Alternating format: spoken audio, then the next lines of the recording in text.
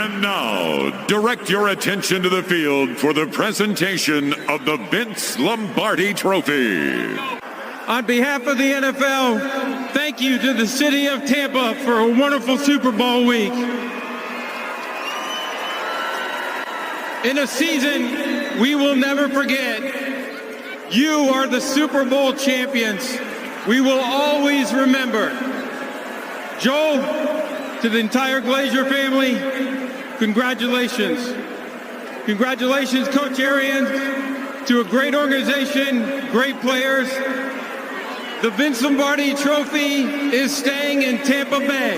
Impression. If you want to know the road ahead, ask the person who's been there. We found that person. 10 Super Bowl appearances, 7 victories, Tom Brady. Let's give that trophy to Bruce Arians. Coach.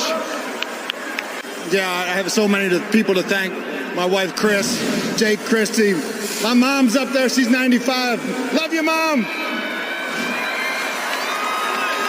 But now, this really belongs to our coaching staff and our players. This is your trophy.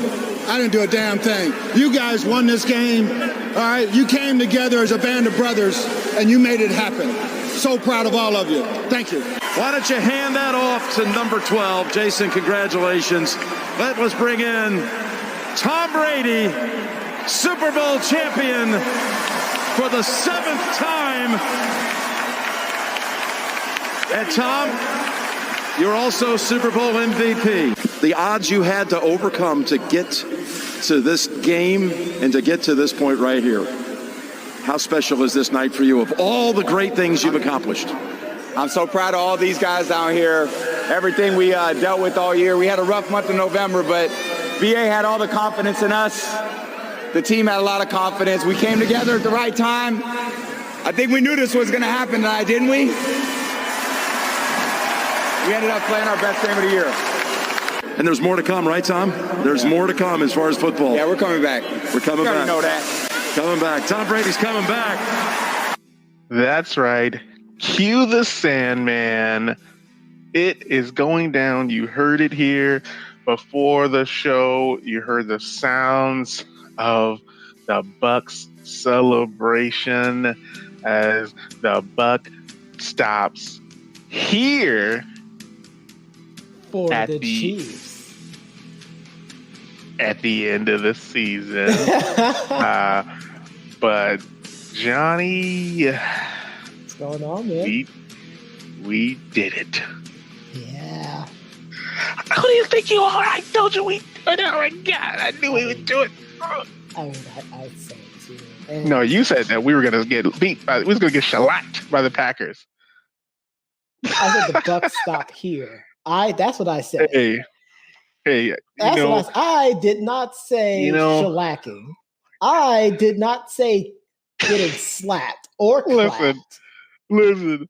When anybody says the Bucks are gonna lose, I automatically assume and hear that they're getting shellacked, Don't slapped, put words clapped. in my mouth at Not all. words in your mouth. It's not words. It's interpretation at its best. I said it in a way there is no room for interpretation.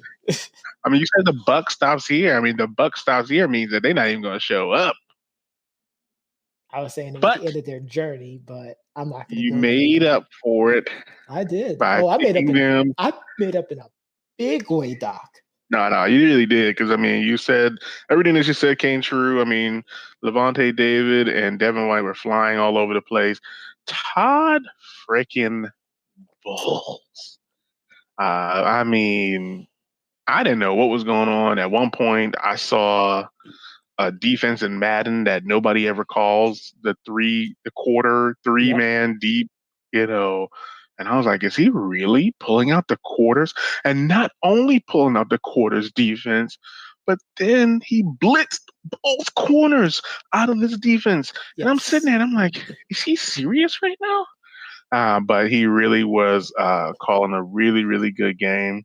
It was so good. Like even our favorite, he has the huevos meme doesn't really apply to this because this was like bigger than that. This was, I know how to beat you now. And you're going to have to beat this. So I assume, and we talked about it 2 weeks ago. I think I might have said, hey, he's going to go back and look over that Oakland tape, but I don't think this had anything to do with Oakland. It was No, like, this was hey, nothing to do with Oakland. This was the perfect plan. it was like, I don't care what happens. If you're a Chiefs fan, it's the perfect crime, but it was a perfect plan. We'll talk about in that a way part. to attack a fragmented offensive line. We'll talk about that in a moment. Yeah, let's talk about that in a moment. To attack Patrick Mahomes because he was completely under duress from Jump Street, and to mitigate and minimize the impact of a Tyreek as well as a Travis. So there's a lot going on. There's a lot going on. Break it down. Let's continue to talk about Todd, though. We're gonna get to everybody, but let's continue to talk about the defense first, because the defense did a great job keeping everything in front of them. And honestly, there were some times where, even though they did everything correctly, because you have such a stellar quarterback in Patrick Mahomes, which I really want to make sure I give him some time, but they still had chances to make plays, even though this defense was really having Patrick run for his life. I think they said he ran over 400 yards scrambling away. Almost 480 yards scrambling. Oh, my goodness. It was so ridiculous. But the throws that he was making. Whoever decided to make that a stat. Hey. And this is a stats guy saying this. You have way too much time in your hands. This is the first time I've ever heard of anyone using this in a discussion or debate. The amount of scramble yards the quarterback uses before throwing the ball. I have never. Maybe, I'll say this, maybe Mike Vick or Randall Cunningham. And that's a big maybe. Because Mike Vick he ran back and forth a lot. I will say that there's a chance, maybe. But nonetheless, the defense did a great job. Todd talked about forcing them to the left, in which there were times where, even though I didn't want to talk about the game during the game with you. No, you tried not to. Then you were just going into it. I don't think I did it too good because we weren't cocky. We were staying in tune, waiting for that final, 0-0 to come up.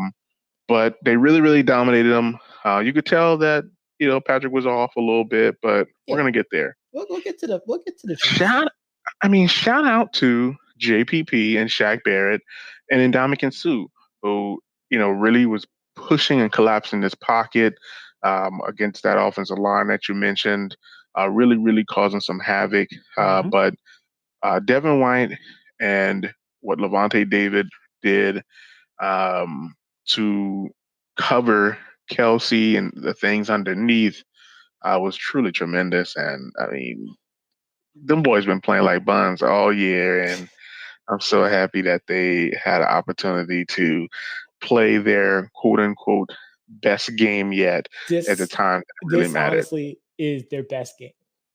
Right. This is their best game, which is what Tom Brady alluded to before the game, where he said, we haven't even played our best game yet. And then they went out and had this kind of outing. Shout outs to your secondary.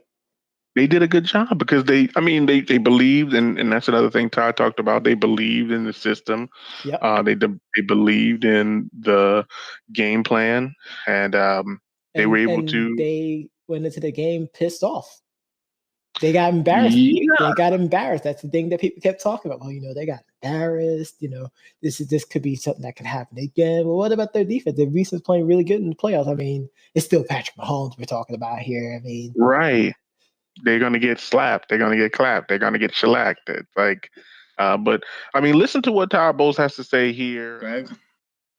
Hey, Todd, this is 3 weeks in a row you've gotten a second chance at an elite quarterback.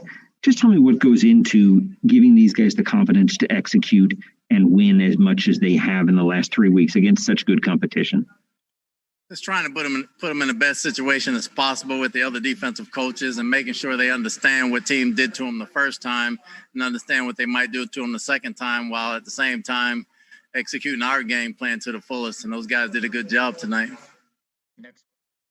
In this clip, as you can see, he goes over how they felt, and pretty much it goes to show that not only are these young players hungry, because you got to be hungry, LeBron, but also that they wanted it, they wanted this, which I'm not saying that the Chiefs didn't. No, but the Bucks wanted it more. Yeah, because wanted it more, and the term "we must protect his house." True. Is a reality with this game. I'm pretty sure they felt disrespected about the cannon not going off. The cannon not being able to go off. I'm pretty sure they felt a little something about that, but that's neither here nor there.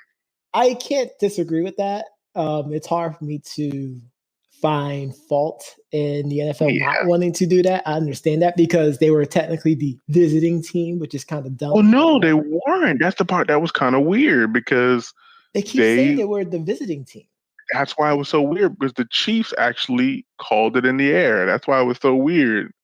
And the referee said maybe they called it during game time then, because oh my God, for the longest they kept saying the Buccaneers was the visiting team. Dude, you want to crown them? Then crown them then. But continue what you were saying. So let's talk about the offense. Because as much praise, we can go on and on and on about this defense. We can talk about a lot of the plays that they made. Come on, the fact that Patrick Mahomes saw his life flash before his eyes when he seen Ndamukong Suh coming up. So I'm gonna get to that when we get to the official portion, the refs, which everybody wants to talk about. But let's talk about the offense. So let's talk about the offense. Tom Brady, 21 for 29, 201 yards, 3 touchdowns, no picks, is completely opposite from my Madden 21. Only one sack. Give it up. Only one sack, and that was the one that he kind of just folded under pressure. But my Madden simulator, which I did, kind of had a similar score, I guess, in reverse, having the Chiefs win. I think it was 38-10. Yeah, it was 38-10, which I told you not to trust Madden 21.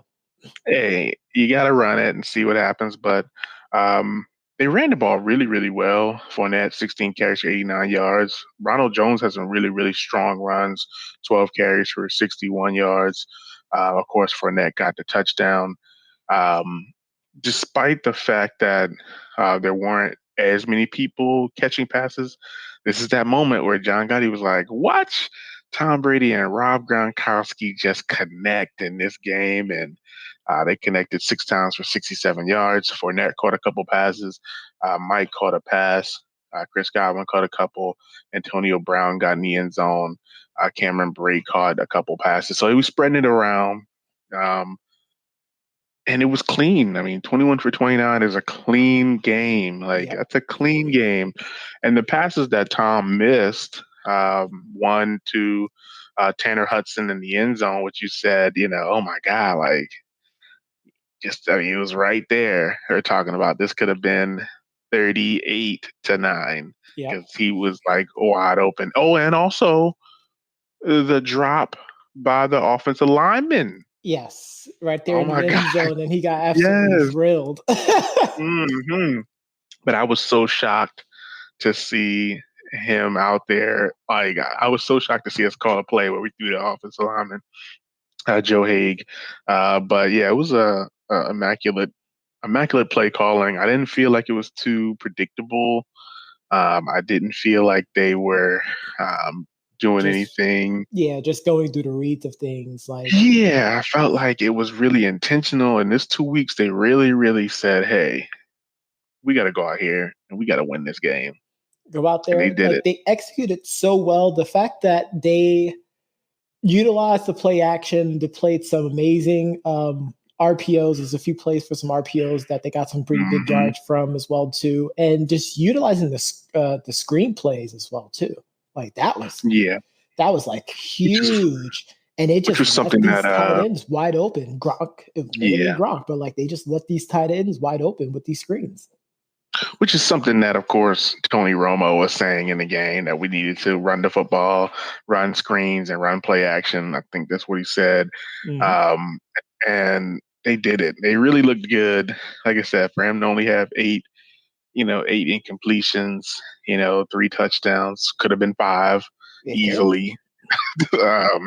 But awesome game.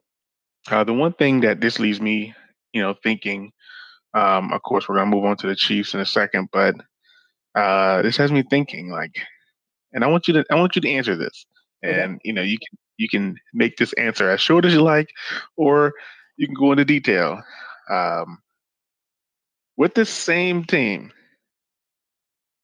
do you feel that Jameis Winston could have done this? No. Any elaboration? You just don't believe it. The talent is there. We can't not deny It is. it. Jameis Winston is absolutely talented, but leadership and motivation to push not only yourself, but the people around you towards something bigger is still something Jameis hasn't got in the NFL. College, of course, he had that. He had it, I can't deny that. But NFL and the college game, 2 totally different beasts. I do not think Jameis Winston would be able to get these Buccaneers, same squad. Same squad. Same squad. And that's what I'm saying. It had to be the same squad with Gronk, with Fournette, like the same exact squad. I do not and believe honestly, so. I don't believe so. And I know people want to say, well, you talk about the interceptions. No, it's the intangibles. Yeah. It's calling your teammates in the offseason, like, hey, let's go throw the ball around. Exactly. Because this is where it started. It started at a Tampa Bay high school, I think it was. Or in a park, during quarantine in a park. Like, hey, guys, let's go to the park. I want you guys to fly up. It's, reaching out to your center about butt sweat. Yep. I mean, who does that, right? Those are intangibles. Yeah, it is. But I just want to throw it out there because I know there's some people out there that's saying this is a stacked team. I know who you're talking about. No, there's a lot of people. It's not just one person. There's a lot of people say this is a stacked team. I know this one in particular, though. I know there's one in particular, but we're not talking about that. We're talking about, general overall population saying that Tom Brady chose a stacked team. Let's not forget this team was quote unquote 7-9. They were on the cusp of all this stuff, blah, blah, blah. I just feel that the addition of Tom Brady. Hitting my funny bone. Yeah, but I'm not doing this with you though. Tom Brady's addition was huge. Obviously, Leonard Fournette, Gronkowski, and AB. So I think that's good. But you know what? Let's take a quick break. We're going to come back. Let's hear from Patrick Mahomes and how he felt about the loss. And we'll be right back after that. Not really any. They had a good game plan. They kind of took away our deep stuff. They took away the sidelines, and they did a good job of rallying to the football and making tackles. We weren't executing early. I had a few miscues. We weren't on the same page.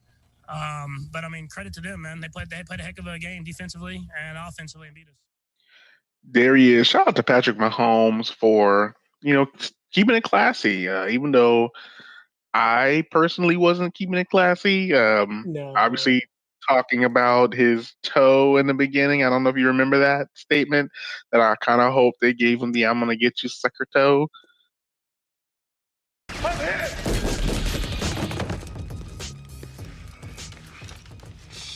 You okay? Where you hit it? In my foot. Oh my God. They shot me in my bunion, man. Or even the Harvard Knights toe. Oh, you want to hit people with garbage cans. Now I got to cut you. Girl, put that razor away. I ain't playing no more. You put that fucking razor away, I'm gonna blow your goddamn pinky toe off. Oh, now you're gonna shoot me in my pinky toe. Well, go ahead. Shoot, here it is. There it is. Shoot, quick, go ahead. Take your best shot. Oh. You didn't have to shoot that old lady in the foot. Any type of toe. I mean, I was hoping that somebody would step on it and Dominic could see it. But I made a comment during the game, and I said, "You made a lot of comments during the game, so you got." Nah, this particular one. Patrick Mahomes. I said if he was a stock, I would have purchased it right during the game. He was so good. His scrambling ability obviously was there. Unfortunately, he had to scramble. It was very unfortunate. Yes. But it wasn't a luxury to scramble. It was a necessity that he had to scramble. Yeah, it was really, really bad. But the throws that he made, and it was so funny because there's a GIF out there of NCAA 14 where the quarterback's going down and his back he's literally going down forwards, like he's going down toward the line of scrimmage and he's throwing the ball leaning back this way. And it's like the funniest thing ever. He throws it like 60 yards down the field. And somebody posted that in, conjunction with what Mahomes is doing and really almost completing these passes. And that's the part that I was always concerned about because there's a lot of drops. There were a lot of drops. So I'll get to that in a moment. So here's the thing that people keep forgetting. Patrick Mahomes played baseball. He really did. And, we would have an October here, so he can't really talk about it, but they could throw. They could throw. No, he can throw. In any which angle, which, of course, is a lot of things people are praising about, but like these are things that he can literally do. And he just flicked it. I know which one you talk about, the layout. It was two of them. He did two of them. It was a lot. It was quite a few. He almost had his knee down and he just like flung it 25 yards, I believe, and it hit I want to say Tyreek Hill in the face, actually. Yeah, that one. And then there was another one, I think, where I want to say it was Higgins or Pringle, one of those. Yeah, and they almost caught it in the corner of the end zone. It was like the perfect location, though. Like that's where, like the one to Tyreek Hill, he wasn't even looking. Like he wasn't looking. And I was like, yo, these guys just threw the ball, 30, 40 yards down the field without looking, coming out of a sack or about to be sacked. Yes. And we'll get to some of them sacks and the penalties in a second. But yes, I mean, this guy's really good. I feel like people really try to downplay his baseball career. Like these baseball players can do this legitimately. But there's a difference, man. I mean, I understand what you're saying, but there is a major difference between throwing a football and a baseball, though, too. It's huge. What's different is a bigger surface area to grab it. Man, listen, that's all it is. Throwing a football with the spiral. I mean, that size difference makes a huge difference. I am telling you right now, I am pretty sure Patrick Mahomes can do those same throws 50 yards deep in the same fashion that he did during the Super Bowl. I'm guarantee. What, a baseball or a football? That he could do that with a football. Of course he could do it. We've seen it. But it's not easy though. Like it's not an easy thing to do. That's why they're bigging it up. Like not everybody can come over from baseball and do what Patrick Mahomes is doing. I'm pretty sure Russell Wilson could probably do it too, but I get what you're saying. Russell can, but see, the only thing about Russell is that I think Russell can, but he can't do it like Patrick.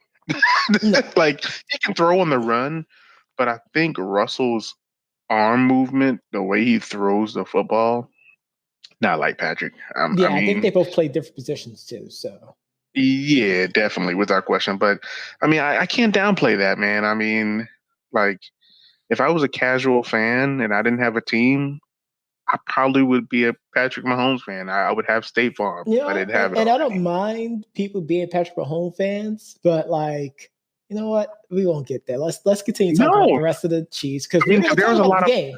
We're going to talk about the game itself. So we'll get to that. But Patrick Mahomes, no fault whatsoever. Here's a quote from Jackie McMullen from Around the Horn that I really liked. She said,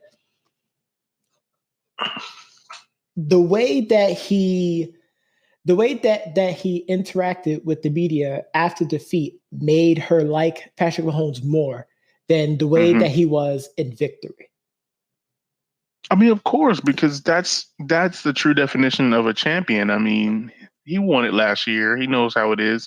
And he also knows that, hey, we still got a really, really good team. It's not like this is the end. No. I mean, who in the AFC is really, really challenging the Chiefs at this particular point? We haven't seen anybody. And of course, we'll see what happens next season. But yeah, I still think it might be the Bills. I think they just need something. Just not ready. I just don't think they're ready. I just think they need something. Yeah, I feel like they're like 3 pieces away, honestly. And that's another thing. I mean, I don't know what's going to happen with, Lamar Jackson. Like, will he take that step forward? We're going to see. Or step back, exactly. Will they adjust the offense? Because he's really not a runner. Like, they don't have to run him. Like they're doing. He can pass. He can throw as well. He's a guy who threw a lot of touchdowns at Louisville. But this is about the Chiefs. They ran the ball relatively well. Yes. 9 carries, 64 yards in the second half, unfortunately. Even though it seemed like a terrible game for Tyreek Hill, he still had 7 catches for 73 yards. Yeah. Travis Kelce had 10 catches for 133 yards. A couple of drops really, really hurt this team. Really, it could have been, which I was terrified of. This could have been a closer game had they caught some of them passes. But again, same with the Bucs. Had the Bucs caught those 2 touchdowns, we're looking at a completely different game. Absolutely. But offensively, it was stale. I just think that they got checkmated. I mean, it was nothing more than that. They couldn't adapt early enough. They didn't expect. I mean, listen, what Todd Bowles did, I didn't expect. So if I didn't expect it, I don't know how they could have expected it. They played this high-low. They oftentimes look like cover 3, but it was really cover 2 or cover 4. There was a lot of man. There wasn't too much pressing, but it was a lot of movement. I did notice that the Bucs were switching their linebackers depending on where Kelce was. So I assume they were letting Levante stay on Kelce no matter where he went, or that's what they did, or reverse. But it was insane. And the Chiefs just didn't have the answer. And what about their defense? Their defense. So he's already spelling, folks. Number one, you already know I felt like Rashad Breeland should have got tossed out of the game. Number one, he shouldn't have been able to play in this game after his German suplex versus the Bills. I thought he should have been suspended indefinitely. As far as everybody else, obviously Tyrann Mathieu, had a couple of hiccups, where he kind of got emotional, I guess. Yeah. And this will lead obviously into the officials portion of it, but the people that I was worried about mostly, Chris Jones, Frank Clark, to coin a phrase that we've used several times over the last couple of years, those guys were neutralized. They were. Oh my God. They were. And we didn't really talk about your offensive line. But yes, there wasn't really much of a factor during the game outside of the 1 sack to Tom Brady. Yeah, I mean, honestly, like, there's not really a whole lot to write home about. Like, maybe in the first quarter, yeah, you could see, they 2 drives. Yeah, like, that was probably their best. Like after they were that, still, I mean, honestly, the Bucks were pretty much able to do whatever they want. I mean, they the first couple of drives, I think you said it, they were throwing jabs at each other. Yeah. Kind of seeing what's going on. There were a couple penalties that happened that obviously weren't there. Yeah, I guess it's time for us to really get into that. Well, the penalty. Before that, though, let's just, and I'm going to say this objectively again. The Chiefs secondary were holding the entire first half of this game. So listen, I'm not going to say all that. I will say that's why I said objectively. So yeah, that's why I didn't say it. He said it, ladies and gentlemen. Yes. That was prop. John Gotti, not the Tampa Bay fan. Oh yeah, I mean at me at Professor Johnny Gotti, by all means, please. Yeah. I have to educate people after the freaking game. But so to me, I didn't feel like, and this is going to sound objective, of course. Like, it's going to sound objective, subjective. It's going to sound, it's going to sound like I'm being a homer, but I didn't see too much Buck penalties out there. Like, outside of the JPP literally jumping off sides, like, it was and the holding on Carlton Davis. Yep. I didn't agree with the roughing the passer on the one that they called on the Bucks, where they sandwiched Mahomes. It was really ugly looking, but I thought everybody was kind of there. It was bang bang. Yeah, but I think they just kind of gave it to him because it looked so bad. Now I will say this: one that was missed. I can say this without a shadow of a doubt. And Ndamukong Suh definitely punched him in the face yes, as he was going down. You did say that. Yeah, he definitely did. And Mahomes was asking for the flag, and I don't think the ref seen it, but I mean, Suh, he was already going down, and Suh came, and he just kind of Suh looked at Patrick on the way down. Fist balled up, saying, "We must protect this house." Yeah, don't ever play with matches. He just, he comes down saying, "Stop smoking." Yeah, oh my god, it was really. That's why the ones that I would say I can't believe the refs missed that, because he definitely cold cocked him right in the face. I mean, definitely.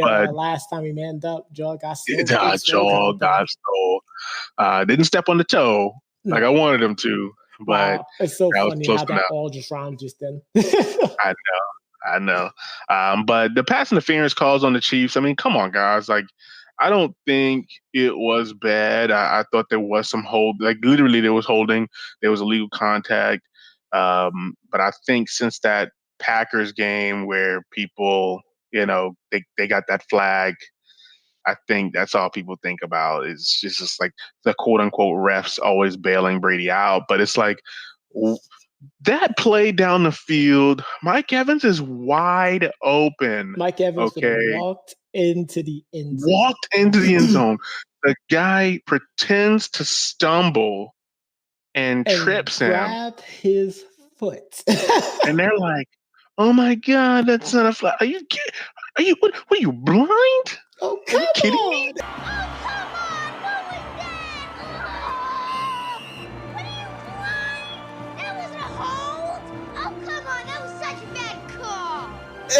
Oh, come on. That would have been an awful call not to call it, because I was pretty upset with the one that happened later on with Gronk, where Tyrann Mathieu literally tackling him prior to the ball arriving. Yep. And I'm like, you guys kidding me? But obviously Tyrann Mathieu. With Tyrann wanted a OPI call on that second Gronk TD. Oh, and not even close. Not even anything like that happened. He just beat him. Quote unquote impeded his direction. That's literally pass interference. Impeding or holding or stopping someone from catching the ball with your body. You can't do that. And the Bucks, the way they were doing it was the legal way.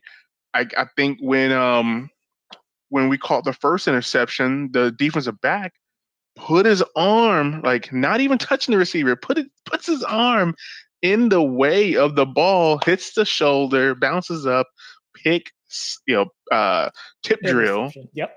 Yeah, tip drill, interception. And that's what we're talking about. Both picks were both tip drills, actually. Tipped. Yeah. So it's like we were playing the right way. I'm not trying to hear about no flags. I'm not trying to hear about no fixes.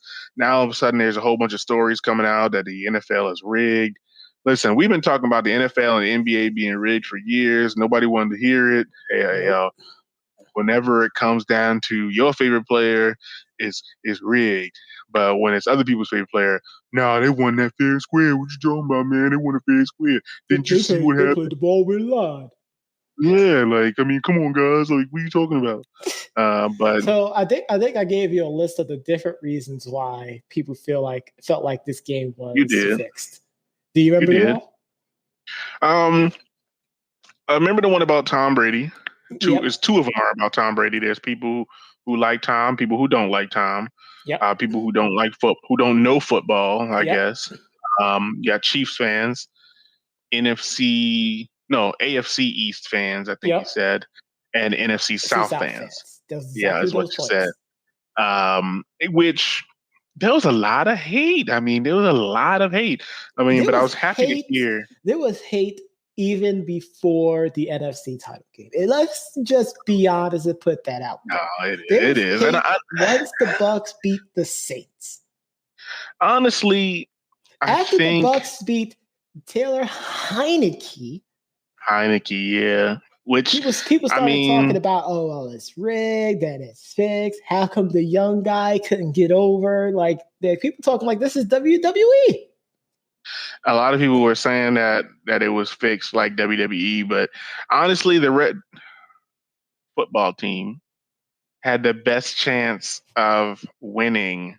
Honestly, when you really look at the way the games went, the Red football team really, really played really, really well and kind of held us in check.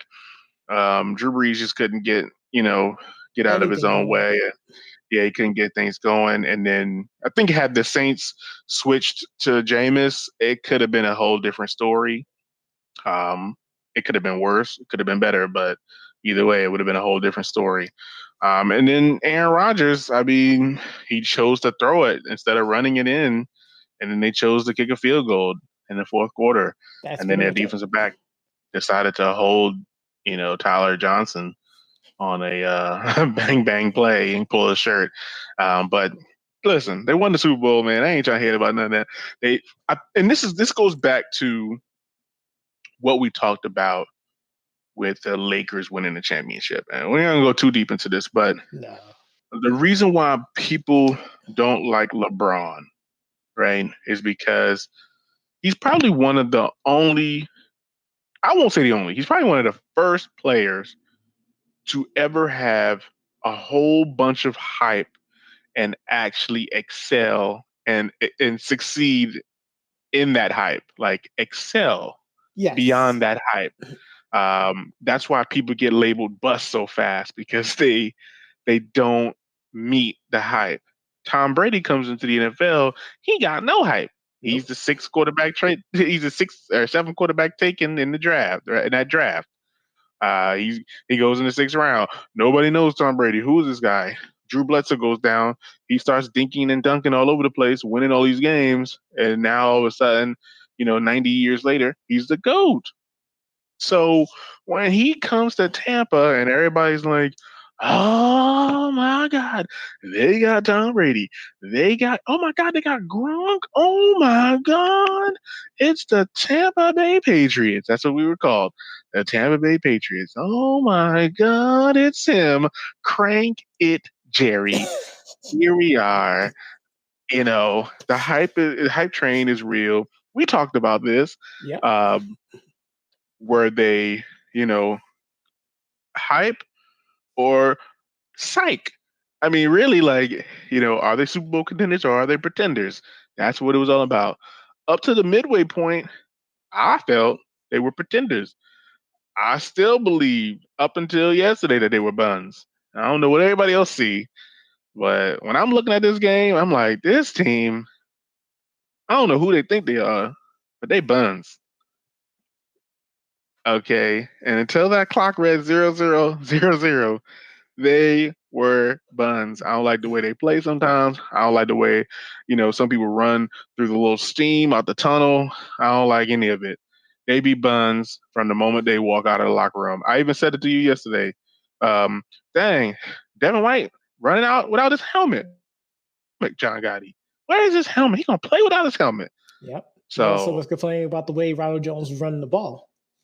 Exactly. I complain all the time because I, like Tom Brady, expect perfection when they're out here on this field representing this Bucs team.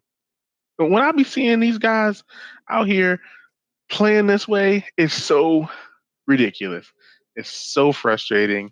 Speaking of Doc's reaction. Okay. Let's spend the last portion of this segment to let the people know how you celebrated.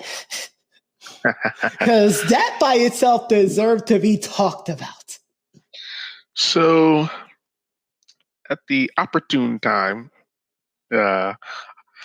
obviously, when the clocks read 00, the confetti is falling. Honestly, I didn't even see the speeches. Like, none of the speech. I didn't see any of the celebration, honestly.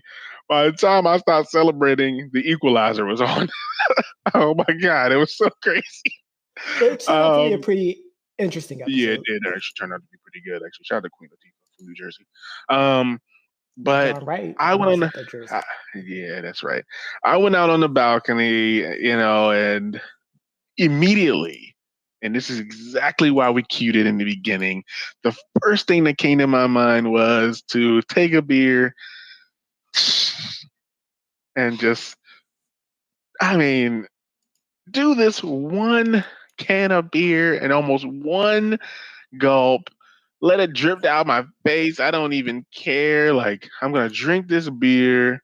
That's right. Pause, ladies and gentlemen. I'm going to drink this beer and I'm going to love it.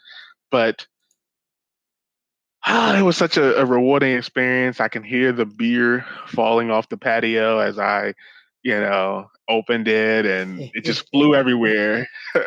And I'm just gulping it down with my Buck shirt on or my Mind Over Matter shirt, which is probably covered in Napoleon's hair because I was holding them all game long. Which I had to take that off because I started itching, of course. But that's neither to say. And then somebody called me, and man, it was just a good time, man. But nonetheless, I didn't see any of the celebration on TV. I had to go back and watch it. I missed everything. Like, it was like a whirlwind of emotion. And then I got a little bit of the bubbly. A little bit of the bubbly. In which I was able to pop that open, and as you saw, spill it on my phone. But the phone's okay. No phones were harmed in the making of that video. That was hilarious. Not to mention, I don't think it finally hit home until Monday. It finally settled in on Monday for you. Luckily, I was off on Monday, and of course, I had to run some errands, but luckily I was off and I was able to really let it soak in and let it, hit me. Like, I could call people and say, hey, how about them Buccaneers? Because them boys are buns still. The bun clock starts over. Okay, because if history repeats itself like it did on Sunday, then these next 10 years is gonna be real rough, or 15 years or whatever it is. But we're gonna see what happens. But Tom's there, man. They talking about extending him, so we'll see what happens. Well, let's take a quick break and let's come back with a final. Let's come with a final segment here and see what's next for these two teams. And we are back. And before we get into the future for the Bucs and the Chiefs, let's talk and give a quick show of respect and our condolences for former Kansas City Chiefs head coach Marty Schottenheimer, who passed away today. Really, really sad. He was really one of those head coaches that kind of symbolized '90s football for me. He was one of those guys that you always seen, and I'm sure he'll be missed by his family and friends. Absolutely. But we're here to talk about the off season for the Chiefs and the Bucs. We'll start with the Chiefs. They have a few free agents that they're gonna have to try to keep. Some of those, of course, include Sammy Watkins, Demarcus Robinson, Alex Okafor, obviously Suplex City himself, Rashad Breeland. Will he continue to suplex in Kansas City? We'll see. Some offensive linemen, Mike Remmers, and their center, Austin Rader. They have some pieces to try and kind of resign.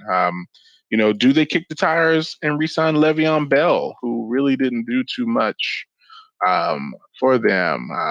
DeAndre Baker is a free agent. So there's a couple of people that they're going to have to resign, and I'm curious to see exactly what their plans are. But yeah, any notable names there that I mentioned that you think is a must resign for them? Honestly, Suplex City? No. Honestly, it's really hard to tell because one of the biggest issues with the Chiefs offense is you never know who's going to be that person. Like we know Tyreek Hill is number one. Well, Travis Kelce number one, Tyreek Hill is number two. Like after that, it's kind of. And all of the receivers after that are on this list. You got Pringle, you have everybody's on this list. So it's almost like the entire wide receiver core. Either they're going to re-sign one of these guys or they're going to have to bring in somebody new. So, it's really interesting, but I agree with what you're saying, though, without question. But I think they are probably better off just getting some more people in. Honestly. Yeah, and it seems, and obviously they had the injuries in the Super Bowl to the offensive line. I do see that Kelechi Osemele is on here, as well as the other 2 or 3 linemen that I mentioned. So this could be a new team next year. Obviously, with Kelce and Cheetah, you still have some really, really top players on the defense. Yep. Who do they bring back? They brought in Taco Charlton. Remember when the Cowboys cut him? So they have some players. Yeah, I think I think what the Chiefs need, they just really need a legitimate number 3 receiver. I think that's been their issue. Like they don't really have a go-to number 3 receiver. And the thing that stinks is that the salary cap is going down also. So exactly, which is why they probably won't be able to sign not even a fourth of those people. Right. So let's look at my Tampa Bay Buccaneers, the Super Bowl champs. Obviously, the top dogs, Levante David, Chris Godwin, Shaq Barrett. You got Gronk. You got Ndamukong Suh, Leonard Fournette, who they've already come out and said they want to keep. Antonio Brown. Finally, a kicker that's actually made some kicks, and Ryan Suckup. LaShawn McCoy said he's retiring. We traded for Steve McClendon from the Jets. Raheem Nunez Roches, who played some really, really big minutes in the playoffs with Vita Vea being out. Some special teamers in Ross Cockrell and Ryan Smith. The aforementioned Joe Haig, who dropped the touchdown pass. We have some other players, Blaine Gabbert, who's a backup. He'll probably be re-signed, and Ryan Griffin. Andrew Adams is another player. So I don't think there's too many people. You can definitely get rid of Jaden Mickens. I'm not really feeling Jaden as a returner, so he can definitely go. Interesting one here, Aaron Stinney, who kind of filled in at right guard. He did really, really well. I was really happy with what I saw from him. So do you think that could end with him getting a pretty good contract though? So because after his performance, having to back up, like he's probably going to get offered more. Somebody's probably going to try to steal him. I mean, and I would be happy for him, but I mean, that goes to show, like, you know, if you're, because we had Alex Capo, and Alex Capo is a really, really good offensive lineman, but what I saw from Aaron Stinnie in the Super Bowl and in the playoffs, you know, he played really, really well. So I could see him being brought back. That's a tough one, though. I mean, so who does your team prioritize to sign back first? I'm guessing it's Levante David and Shaq Barrett, right? Shaq Barrett's number one. So, in my opinion, I think if I'm Jason Light, I'm going to Levante and I'm asking him, like, hey, you know, what's it going to take to keep you here? Because I mean, personally, I want Levante to be, you know, one of those Bucks that retire a Buck, you know, and I know, you know, when I have conversations with some of my Buck friends, one in particular, he's always upset when players leave. Oh, no. Oh, yeah. Darn. Randall L, exactly. Darn Randall L. Oh, my God. But I mean, right now he's making probably around 10 to 12 million. I think it's 10 million. If we can keep Levante around that price, I mean, he's in his 30s now. He's 31. This will probably be his last big, we'll say, quote unquote, big contract. So we can keep him around that 10 million. I think that'd be good. Shaq Barrett, the good thing about Shaq Barrett's contract is that he's already making $15 million. So if we could keep him around that $14 to $15 million, then we're Gucci, as the young kids would say. Next, though, is freaking Chris Godwin. I mean, I know we heard the report earlier today. You know, I think I reported to you that, you know, Mike Evans said he would, you know, give up some cash to stash people on the team. You know what I mean? Like he said he would give it up, but that's a lot of money, Mike. I know you make a good amount, but that's a lot of money to be able to not only pay you, but pay other people. And then you got to think about Antonio Brown. Do you bring him back? Which Antonio Brown made a lot of money. He made $800,000 just from winning the Super Bowl. Yeah. So Antonio Brown is okay. I could see him keeping his contract low and going incentive based. But if they do decide, because you think about it, although Chris Godwin makes some great catches, and I would love to keep him, you got Tyler Johnson. If you could bring AB back, you still got, you know, Gronk. You're gonna get your tight end back, OJ Howard.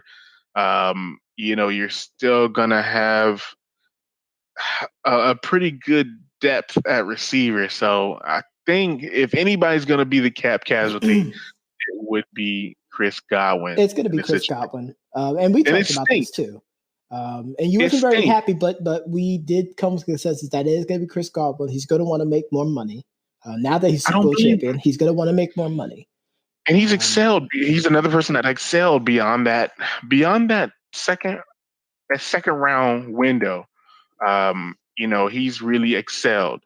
And now here's the caveat. So if Mike Evans says, hey, I'm going to sacrifice some money, if somebody like Tom Brady, Gronk, if these guys contribute, you know, let's say, and I've mentioned this, listen, JPP might be like, you know what? I won 3 Super Bowls, you know, I think I've had enough. And Dominican Sue, man, you know, I got my Super Bowl. I'm happy about this Super now. Bowl. You know, I've proved myself better than Gerald McCoy all these years. You know, that's hilarious. You know, I'm the real number 93. You know, I'm gonna get out of here. He might be another one that might take a cut, or you know, move on because you have those other guys.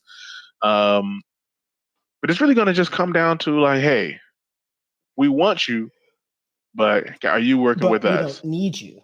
Yeah, I'm Chris Godwin. You know that there's a high chance that you're going to be, number one wide receiver people want to go after. Do you want to play for the Jets, the Lions, the Texans, the Patriots, a Washington football team? Like, do you want to play for the Jacksonville Jaguars and Trevor Lawrence? Like, if that's what you want to do, because those are the people that probably would have the money to do it. Like, do you want to do that? Or do you want to stay right in Tampa with your pit bull and your girl, your fiance? Do you want to stay right here in Tampa, running around in this nice, beautiful weather, getting passes from the goatee, the righty, and just take a couple, take a small hit, like instead of getting the 15 to 16 million, maybe your second contract, you take 7 to 8 million.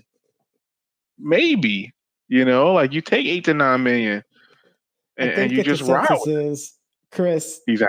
Do you want to make money or do you want to run this back?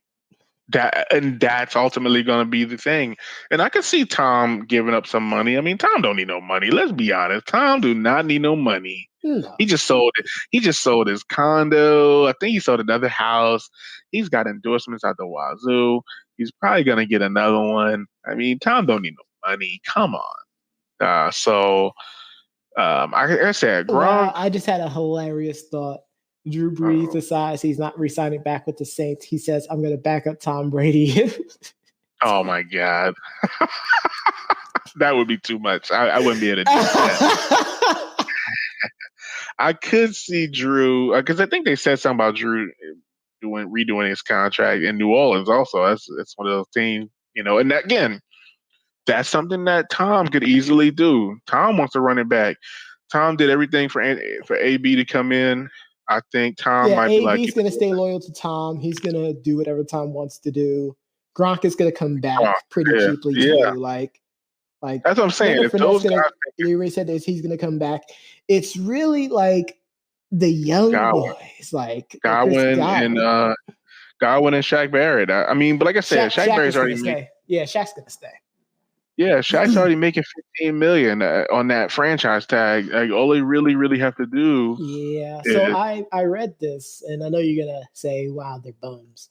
I read this Pro Football Focus article speaking of the Buccaneers, and they were saying, and I'll quote it: "If it comes down to Levante David or Shaq Barrett on the defensive side of the ball, the choice should be the off-ball linebacker and 9-year Buccaneer." Davis has generated twice as nearly as much WAR for Tampa than Barrett over the course of the last 2 seasons, and it's going to cost far less. I can understand why they would say that. I mean, don't get me wrong. I love what Shaq Barrett brings. Can they do the same thing? I know that they. It's a tough one, man. That's a tough one. I mean, I appreciate that, though, don't you? We just got talking about how you're trying to get the band all back together again. I do want everybody to come back together, but I mean, Shaq got his 2 rings. He got 2 rings. This is what I'll say. I do know that they are high on Anthony Nelson. I know that. And at the end of the day, Anthony Nelson will come in. You also have the possibility, if the Texans just so happen, if they just so happen to free J.J. Watt, J.J. playing, yikes. And you think about it, J.J. he's in the last year of his deal. Right? 17 million. It's in that same area that, Shaq is in. He's 32 years old. You know he can move a little. He's not as dominant, but you know the work ethic is still there. Yep. You know he'll be second in the gym or on the in the building after Tom. He might just beat Devin White there, like by microseconds. I don't know. I think it's just one of those things. Like, I mean, if I'm the Bucks, I really take a good hard look at this and say, hey, if we lose Shaq Barrett, do we make the deal and try to trade for JJ Watt? Maybe he restructures his deal. Again, it's open, man. Like I said, I think it's going to come down to those you four got players, wiggle room. As far as your cap space, you got some wiggle room. We think about it. LaShawn McCoy is retiring. We can let go of Mickens and some of those guys that I really, really don't care about. You make the decision on Stinney. Like, I don't know if he's the long-term answer. He really, really did good, though. Like, he really, really did good. He's 26 years old. I don't think he's making a lot. I mean, he's making pretty much the minimum. So he could I think he'll get a bump. It's not going to be a lot unless another team says, hey, we'll give you $7-8 million, which is very possible. It is. Like he's a young guy, 26 years old. Hey, we'll give you $6-7 million, and the Bucks might just try to give him $2 to $3 million. And hey, you better take it or you don't up out of here. Hey, well, we'll be seeing him play alongside of Trevor Lawrence out there in Jacksonville, baby. Exactly. But I guess last points about these both teams for the draft. What do you think the Chiefs go after? And who do you think the Bucks? What need do you think the Bucks go after in the draft? First round, second round, whenever. The Chiefs, I mentioned before, they need a legitimate third wide receiver. Like, I think that's a huge issue that they have. I mean, they kind of got exposed that way. They didn't really have anyone else to really throw to outside of Travis Kelce and Tyreek Hill. So them having that legitimate third option will definitely, get them pretty far. Like someone that Patrick Mahomes can throw to consistently. True. Not sporadically like Watkins and Pringle and Hardman and Robinson. No, I get what you're saying. I think outside of that, I think they need a linebacker, someone that they can have as a project, and I think they just need a little bit more depth in their offensive line. That's who I think they need that for the Chiefs. I think the line would be good. Yeah, for the Bucks. That one's tricky. So they have a lot of veteran leadership in this team. So can I give you a lifeline? Sure. So every year, I feel like in the first round, the Bucks draft someone to really they draft the best player on the board, but it's always to replace somebody. So when I'm looking at this, I wouldn't be surprised if we see the Bucks take someone to replace one of those veterans. So just think about the veterans on the team and then say, okay, see, that makes sense. Now I can do this. So which veteran do you think the Bucks would try to replace? It depends on the free agents that they get back. Or put in position to replace. Because it could be somebody that's under contract for a while.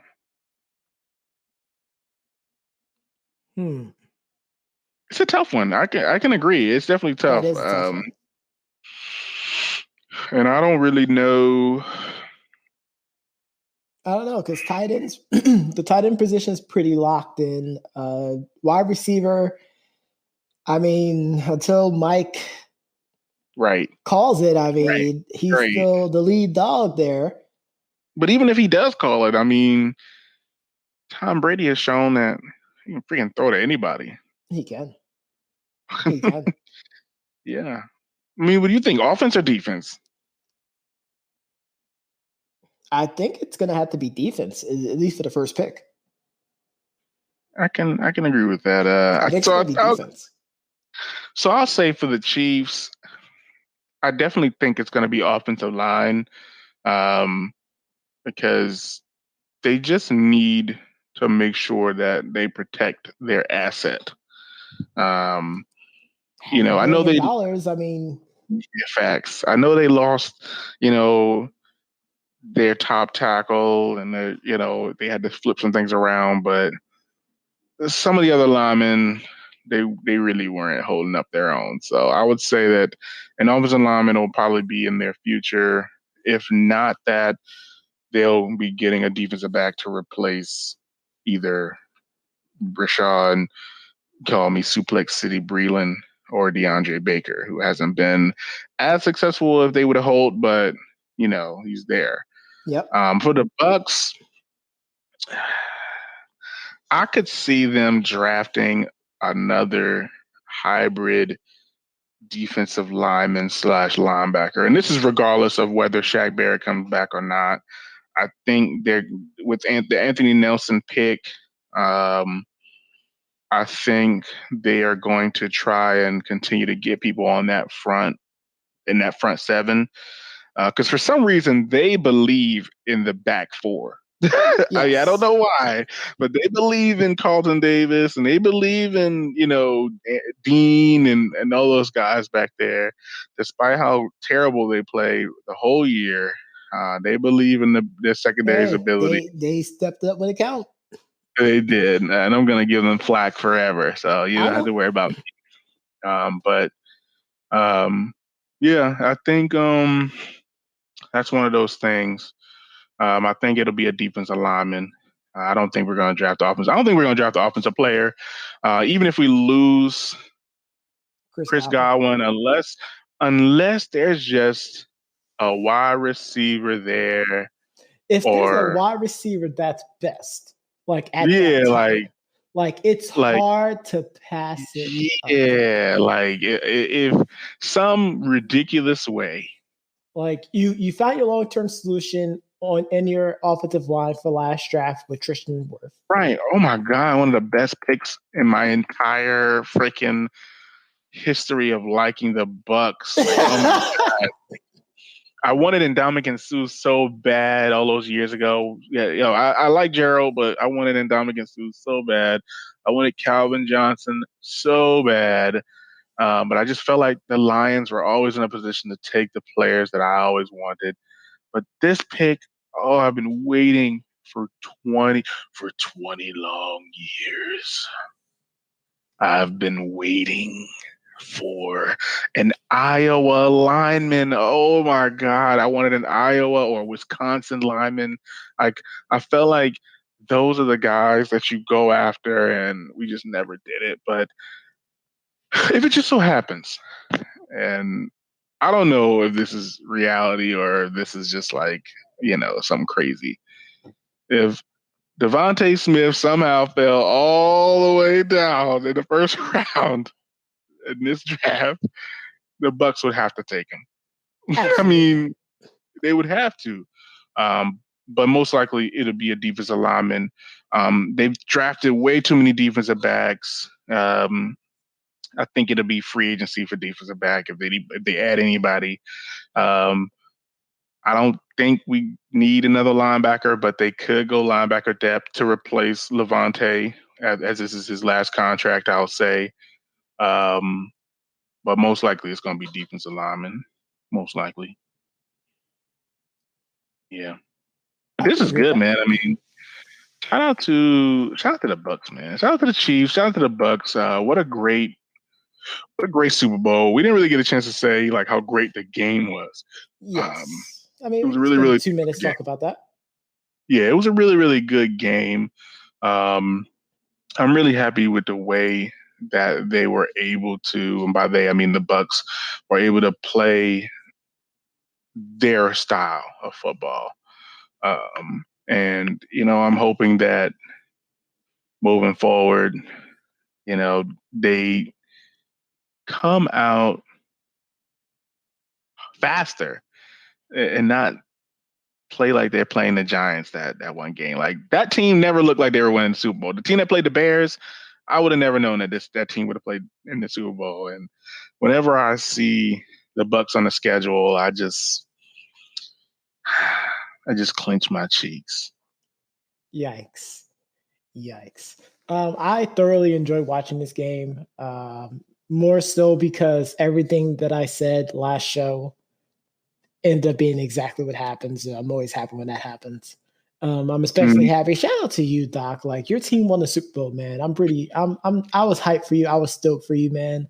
Like, if anyone deserved, I even said this, if anyone deserved to have their team win the Super Bowl this year, through all the hardships, the tears shed, heartaches, I mean, it's Doc Leesner over here, folks. Like he deserved it. He is an example of a true football team fan who doesn't change jerseys like they do their underwear.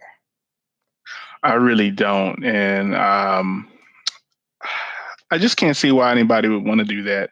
Like, I know there's some good players out there and, you want to ride with that player, but at the end of the day, it's the team, going trend. It's the going trend in sports. It's what we have such an issue with basketball.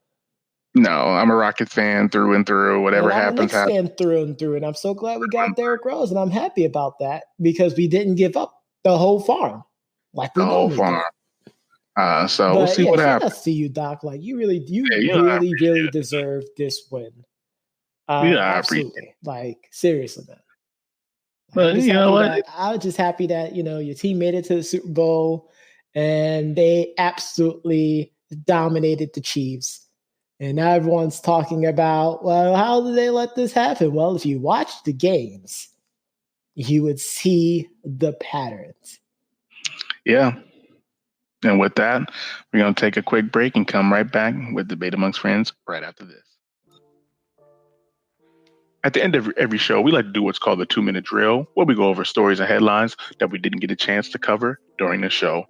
This week, the aforementioned New York Knicks did acquire former Knick Derrick Rose, reuniting him also with Tom Tibbs for Dennis Smith Jr. and a 2021 second-round pick. Prof? I'm so happy about that. And I'm really happy about Fred VanVleet, a player whom I spoke so highly of, who I really wanted to be a Knick, and he got a contract extension for $54 million, and he is playing up to that contract. I'm just proud of him. Back to you, Doc. Yeah, I'm pretty proud of him as well. He's worked really hard. New coach Dan Campbell of the Detroit Lions has made a hire poaching. That's right, I said it. Poaching new Super Bowl winning offensive assistant from the Bucs, Antoine Randall L., and he's going to be hired as their receivers coach. That's so sad, but I'm happy for Antoine. Antoine Randall L. But that's all we have for today's show. Be sure to tune in next week for the finale, as we will go over the season in review as well as your Hall of Fame choices for 2021. But tune in next week. We'll be back for more news, more analysis, and the reads.